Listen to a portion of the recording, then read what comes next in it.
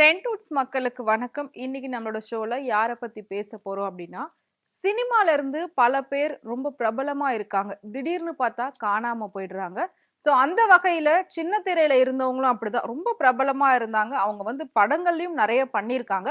ஆனா திடீர்னு காணாம போயிட்டாங்க. அவங்கள பத்தி தான் இன்னைக்கு நாம பேச போறோம். அவங்க யாரு அப்படின்னு பார்த்தீங்கன்னா, புவனேஸ்வரிய பத்தி பேச போறோம். புவனேஸ்வரி அப்படின்னா கண்டிப்பா நீங்க எல்லாருமே மறந்திருப்பீங்க. நான் அவங்கள ஞாபகப்படுத்துறதுக்காக அவங்க என்னென்ன பண்ணியிருக்காங்க அப்படின்றத சொல்றேன். அவங்க பல படங்கள் பண்ணியிருக்காங்க. நெறைய சின்ன சின்ன ரோல் எல்லாம் பண்ணியிருக்காங்க. அத தாண்டி பாய்ஸ் படத்துல அவங்க பண்ண அந்த ஒரு சின்ன ரோல் தான் பெரிய அளவுல அவங்களுக்கு ரீச்ச குடுத்தது அப்படின்னு சொல்லலாம். அதுக்கப்புறம் நெறைய சீரியல்ஸ்ல வில்லி அப்படின்னா புவனேஸ்வரி தான் இருப்பாங்க. அந்த அளவுக்கு அவங்களோட ஸ்ட்ராங்கான கேரக்டர் இருக்கும் சீரியல்ல. அத தாண்டி பார்த்தீங்கன்னா, அவங்களோட கண்ணு ரொம்பவே பேசப்படும். பூனை கண்ணு மாரி இருக்கும் அவங்களுக்கு. அவங்க ஆந்திரால பொறந்திருந்தாலும் நடிக்கணும் அப்படிங்கிற ஒரு ஆசையினால சென்னைக்கு வந்தாங்க. சென்னைக்கு வந்ததுக்கு அப்புறமா சினிமால நடிக்கிறதுக்கு ரொம்பவே இன்ட்ரெஸ்ட்டா இருக்கு அப்படின்னு சொல்லி நெறைய ட்ரை பண்ணியிருந்தாங்க. ட்ரை பண்ண அந்த காலகட்டத்தில நெறைய ஸ்ட்ரகிள்ஸ் ஃபேஸ் பண்ணியிருக்காங்க. நெறைய ஸ்ட்ரகிள்ஸ் ஃபேஸ் பண்ணி அதுக்கப்புறமா ஒரு சில படங்கள்ல அவங்களுக்கு வாய்ப்பு கிடைச்சிருக்கு. ஆனா அவங்களோட பேர் சொல்ற அளவுக்கான படம் அப்படின்னு பார்த்தா, அது பாய்ஸ் படத்துல தான் அவங்களுக்கான ஒரு ரீச் கிடைச்சது. அவங்க பண்ணது ஒரு நெகட்டிவான கேரக்டர் தான். ஆனாலும் அந்த கேரக்டர் நல்லா ரீச் ஆச்சு. அதுக்கப்புறமா அவங்களுக்கு நெறைய பட வாய்ப்புகள் வந்திருக்கு. ஆனா வந்தது எல்லாமே அதே மாதிரி தப்பான ஒரு கேரக்டருக்கு தான் அவங்களுக்கு வந்திருக்கு. அதாவது பாய்ஸ் படத்துல அவங்க ஒரு ப்ராஸ்டியூட்டா நடிச்சிருப்பாங்க. அதுக்கப்புறம் அவங்களுக்கு வந்த எல்லா கேரக்டருமே பார்த்தீங்கன்னா, அதே மாதிரி தான் வந்திருக்கு. அதனால வேண்டாம் அப்படின்னு சொல்லி அவங்க முடிவு பண்ணியிருக்காங்க. வேண்டான்னு முடிவு பண்ணி தான் அவங்க சின்ன திரைக்கு வந்தாங்க. சின்ன திரைக்கு வந்ததுக்கு அப்புறமா அவங்களோட பாடி லாங்குவேஜ், அவங்களோட லுக் இதெல்லாம் பார்க்கும்போது ஒரு நெகட்டிவ் ரோல் தான் இவங்களுக்கு செட் ஆகும். நெகட்டிவ் கேரக்டருக்கு இவங்க தான் ரொம்ப ஆப்ட்டா இருப்பாங்க அப்படின்னு சொல்லி அவங்கள பார்த்த டைரக்டர்ஸ் எல்லாமே நெகட்டிவ் ரோலாவே அவங்களுக்கு குடுத்திருந்தாங்க. வெளியில போம்போது நம்மளோட பீப்பிள்ஸ் எப்படி நம்மளோட ஆடியன்ஸ் எப்படி பார்க்குறாங்க அப்படின்னா, ஒரு சீரியல அப்படியே ஒன்றி போய் பார்க்குறாங்க. ஒரு வில்லிய உண்மையில வில்லியா பார்க்குறாங்க. ஒரு அம்மா கேரக்டர உண்மையிலே அம்மாவா நினைச்சுக்கிறாங்க. அந்த அளவுக்கு சீரியல்லாம் இருக்கிறதுனால, இவங்க வெளியில போகும்போது ஆடியன்ஸ் எல்லாருமே இவங்கள ரொம்ப திட்டுறது, ரொம்ப நெகட்டிவா பேசுறது, "நீங்க ஏன் இப்படிலாம் இருக்கீங்க? ஏன் இவ்ளோ கொடுமைப்படுத்துறீங்க? ஏன் இவ்ளோ டார்ச்சர் பண்றீங்க?" அப்படின்னு சொல்லி சீரியல்ல நடக்கிற விஷயத்த ரொம்ப ரியலா போய் கேட்டிருக்காங்க. இதெல்லாம் அவங்களுக்கு ரொம்பவே ஹர்ட் ஆயிருக்கு. அதுக்கப்புறம் பார்த்தீங்கன்னா, திரும்பவும் நமக்கு இந்த மாதிரி நெகட்டிவ் ரோல் வேண்டாம், நமக்கு சீரியல் வேண்டாம், நம்ம படத்திலேயே கான்சன்ட்ரேட் பண்ணுவோம் அப்படின்னு சொல்லி நெறைய பட வாய்ப்புகள தேடி அலைஞ்சிருக்காங்க. ஆனா இவங்கள பார்க்குற எல்லாருமே இவங்கள மிஸ்யூஸ் பண்ண தான் நெனச்சிருக்காங்க. அப்படி இருக்கும்போது இந்த மாதிரி ஒரு சிச்சுவேஷன நம்ம வொர்க் பண்ண வேணாம். நமக்குன்னு சொந்தமா ஏதாவது கண்டிப்பா கடவுள் குடுப்பாரு. நம்ம அத வச்சு நம்ம முன்னுக்கு வரலாம் அப்படின்னு சொல்லி சினிமா உலகத்த விட்டு கொஞ்சம் அப்படியே விலகி இருக்கலாம் அப்படின்னு சொல்லி விலகி இருந்திருக்காங்க. அப்படி இருக்கும்போது அவங்க பிராஸ்டியூட் தொழில் செய்யறாங்க அப்படின்னு சொல்லிட்டு அது ஒரு பெரிய சர்ச்சையாச்சு. அது ஒரு பெரிய விமர்சனமாச்சு. அவங்கள அரெஸ்ட்லாம் பண்ணியிருந்தாங்க. அந்த வீடியோ அந்த டைமிங்ல பயங்கர வைரல் ஆச்சு. அதுக்கப்புறம் அவங்க அதுல இருந்து கொஞ்சம் கொஞ்சமா வெளியில வந்தாங்க. வெளியில வந்ததுக்கு அப்புறமா இப்ப அவங்க எங்க இருக்காங்க? ஆளையே காணுமே அப்படின்னு சொல்லி நெறைய பேர் நெட்டிசன்கள்லாம் அவங்கள தேட ஆரம்பிச்சிருந்தாங்க. அப்படி இருக்கும்போது தான் இப்ப அவங்க எங்க இருக்காங்கன்ற விஷயம் நமக்கு தெரிய வந்தது. எங்க இருக்காங்க அப்படின்னா, திருப்பூர்ல தாராபுரம் அப்படிங்கிற ஒரு இடம் இருக்கு.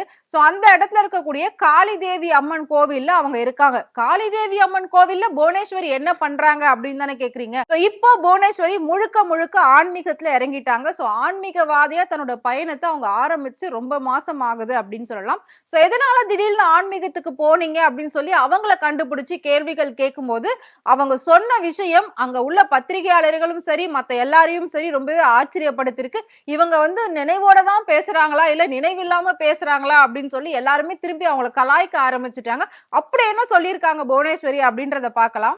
புவனேஸ்வரி தன்னோட கனவுல காளிதேவி அம்மன் நீ வா, நீ என்னோட இடத்துக்கு இருக்கணும், நீ என் கூட தான் இருக்கணும், நீ என்னோட ஒரு பக்தையா இருக்கணும் அப்படின்னு சொல்லி கூப்பிட்டுருக்காங்க. அதுக்கப்புறம் அந்த காளிதேவி அம்மன் எங்க இருக்காங்க, எந்த ஊர்ல இருக்காங்கன்னு சொல்லி நிறைய ஊர் ஊரா இவங்க கோயில் கோயிலா பயணம் செஞ்சிருக்காங்க.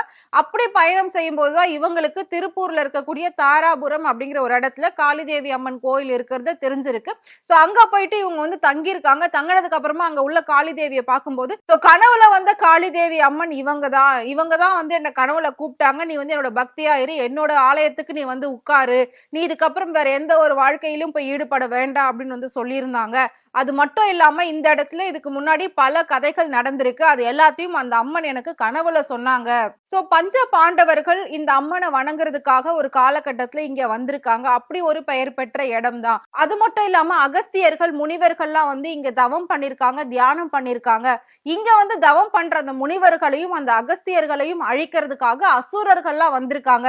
அந்த அசுரர்களை அழிக்கிறதுக்கு சிவன் இங்க வந்திருக்காரு. சோ அந்த சிவனுக்கு வழிவிடுற விதமா காளி தேவி அம்மன் வந்து உதவி பண்ணிருக்காங்க. அதுக்கப்புறம் இங்க நீங்க தான் இருக்கணும் அப்படின்னு சொல்லி சிவன் வந்து அந்த இடத்தை வந்து காளி தேவி அம்மாவுக்கே விட்டுட்டு அவர் போனதாவும் சோ இத்தனை ஐதீகம் இந்த கோவில்ல இருக்கு. இது எல்லாத்தையும் சொன்னது எனக்கு வந்து காளி தேவி அம்மா தான். இப்ப வந்து நான் முழுக்க முழுக்க ஆன்மீகத்துல இறங்கிட்டேன். வேற எந்த ஒரு பார்வையோ எந்த ஒரு வாழ்வியலோட சிந்தனையும் எனக்கு கிடையாது. குடும்பம், குழந்தை, குட்டி எதுவுமே எனக்கு வேண்டாம். உற்றார் உறவினர் எல்லாத்தையும் நான் துறந்துட்டு இந்த ஆன்மீகத்துல இருக்கேன். நான் வந்து இதுக்கப்புறம் இருக்கிற வரைக்கும் சாகுற வரைக்கும் முழுக்க முழுக்க இந்த காளி தேவி அம்மாவோட கோவில்ல தான் இருப்பேன். நான் ஆன்மீக பாதையில தான் இருப்பேன். அவங்க வந்து எனக்கு ஒரு சில கடமைகளை கொடுத்திருக்காங்க. நான் வந்து இந்த அளவுக்கு நிறைய விஷயங்கள்லாம் பண்ணணும், நல்ல விஷயங்கள் அப்படின்னு சொல்லி அம்மன் வந்து எனக்கு உத்தரவு போட்டிருக்காங்க. அந்த உத்தரவு எல்லாத்தையும் நான் வந்து நிறைவேற்றுறதுக்காக இப்ப நிறைய பயணங்கள் மேற்கொண்டுகிட்டு இருக்கேன். நிறைய பேர்கிட்ட வந்து ஆன்மீக சொற்பொழிவு எல்லாம் பேசிக்கிட்டு இருக்கேன். இப்ப நான் உங்ககிட்ட இந்த சொன்ன கதையெல்லாம் அம்மன் வந்து என் கனவுல ரொம்ப பெருசா சொல்லியிருந்தாங்க. சோ இத்தனை சிறப்பு அம்சங்கள் வாய்ந்ததுதான் இந்த திருப்பூர் மாவட்டத்துல இருக்கக்கூடிய தாராபுரம் இடத்துல இருக்கக்கூடிய அந்த காளியம்மன் தேவி கோவில். சோ கண்டிப்பா நீங்க எல்லாருமே இங்கேயே இருந்து பிரார்த்தனை பண்ணி பாருங்க. நீங்க கேட்டதெல்லாம் கிடைக்கும். நான் இப்ப ஆன்மீகவாதியா ஆயிட்டேன். இதே மாதிரி நிறைய பெண்கள் கைவிடப்பட்டு கஷ்டப்பட்டுக்கிட்டு இருக்காங்க அப்படின்னா கண்டிப்பா எல்லாருமா சேர்ந்து இங்க வரலாம். இங்க வந்து காளி தேவி அம்மன் எல்லாருக்குமே இடம் கொடுத்திருக்காங்க அப்படின்ட்டு நிறைய வந்து ஒரு மாதிரி அவங்க பேசிக்கிட்டு இருக்காங்க. இவங்க வந்து சுயநினைவோட தான் பேசுறாங்களா, இதெல்லாம் சுயநினைவு இல்லாம கட்டுக்கதையா கற்பனை கதையா பேசுறாங்களா அப்படின்னு சொல்லி அவங்கள பேட்டி எடுத்து அத்தனை பேருமே வந்து விமர்சிச்சிருக்காங்க. நிறைய பேர் வந்து கலாய்ச்சுமே பேசியிருக்காங்க. புவனேஸ்வரிக்கு என்ன ஆச்சு, எப்படி இருந்தாங்க, இப்ப இப்படி ஆயிட்டாங்க அப்படின்ற மாதிரி பல பேர் வந்து அவங்கள பத்தி சொல்லிக்கிட்டு இருக்காங்க. சோ புவனேஸ்வரி தொடர்ந்து அடுத்து என்னென்ன பண்ண போறாங்க, ஆன்மீக பாதையில இன்னும் எந்த அளவுக்கு அவங்க வந்து போக போறாங்க அப்படின்றத பார்க்கலாம். உங்களுக்கு புவனேஸ்வரி ஞாபகம் இருக்கு அப்படின்னு நினைச்சீங்கன்னா மறக்காம அவங்கள பத்தி கமெண்ட் பாக்ஸ்ல கமெண்ட் பண்ணுங்க. இதே மாதிரி சினிமால நடக்கக்கூடிய நிறைய சுவாரஸ்யமான விஷயங்கள், உண்மையான விஷயங்கள், சினிமா நடிகர் நடிகைகளை பத்தின டே பை டே அப்டேட் உங்களுக்கு வேணும் அப்படின்னு நினைச்சீங்கன்னா மறக்காம ஃப்ரெண்ட் டூட் சேனலை ஃபாலோ பண்ணிக்கோங்க.